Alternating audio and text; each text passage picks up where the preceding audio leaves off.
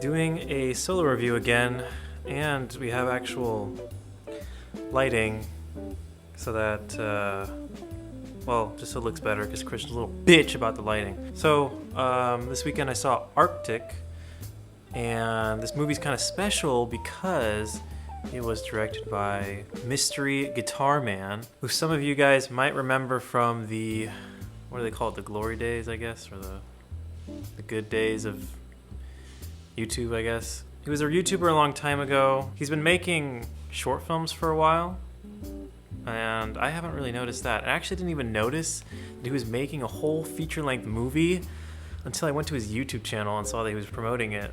So I decided to check it out, and it was pretty good. So the premise of the movie is there's a guy, he's lost in the Arctic, and he's played by Mads Mikkelsen?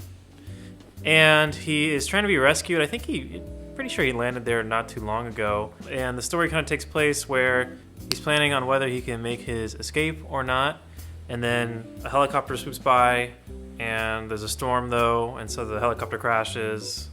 And then one person's alive in the helicopter, and so he has to kind of, in his struggle for survival and to seek help, he has to also carry this kind of wounded person along, and that's the kind of story. I was really excited for this movie because it was directed by Joe Penna, who is Mystery Guitar Man, and his YouTube videos were really creative and innovative, and they're still to this day are some of the best videos on YouTube you can watch. I highly recommend checking them out, especially if you're a video creator. However, this movie was just really basic, standard, typical, run-of-the-mill, I guess. There's a lot of kind of hate going towards like the hero's journey as of late, which is kind of weird, but I guess it's understandable because it's so overused at this point. And this movie pretty much is the definition of hero's journey. Starts off where the hero is kind of comfortable, I guess, even though he's stranded. He kind of has he understands how to survive. It's not really that crazy for him to be there, to be honest. Like, he's not struggling as much as he does later on in the movie when he's trying to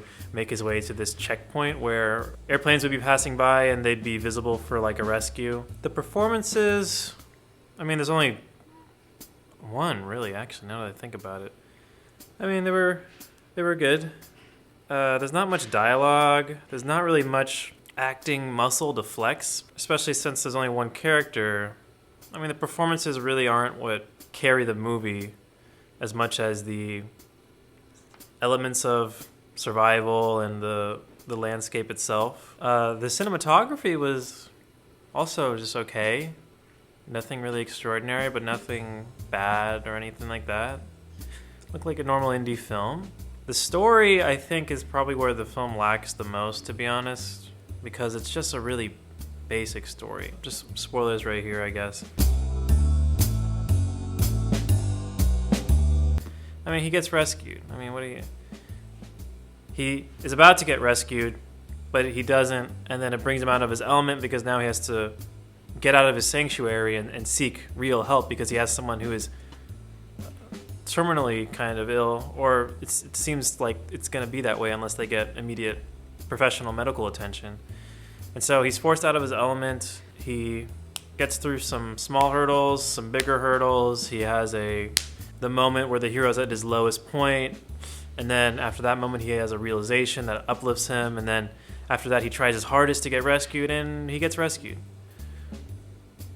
And that's kind of it. In fact, I would also say that the movie takes a cheap turn at the end. They make you think that he's not getting rescued because the helicopter leaves, but then it just comes back. Which, I mean, I can't say I didn't expect that, but I was kind of disappointed. Which is kind of my feelings overall about the movie. I was just really disappointed because Mystery Guitar Man has proven himself to be, still to this day, one of the most creative YouTubers. And this movie was just the opposite of creative, I would say. There's really nothing original about it. Some things that were interesting, though, to take away. It was a little bit more than...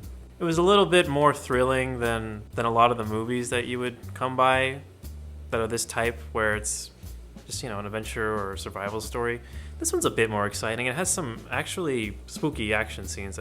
There's a jump scare at the movie, and no one was expecting it. The landscape of the Arctic itself is pretty interesting. It's kind of unique in that sense, where we don't really see a lot of these movies where they're stuck in the snow. It reminded me of Fargo, just like the bleak, endless snow in the movie. That's kind of what it reminded me of. Overall, though, for a low-budget movie, I mean, I think it just did its job, but I think my takeaway is it was pretty disappointing, and there's really not much to say about it. It's just a really basic movie.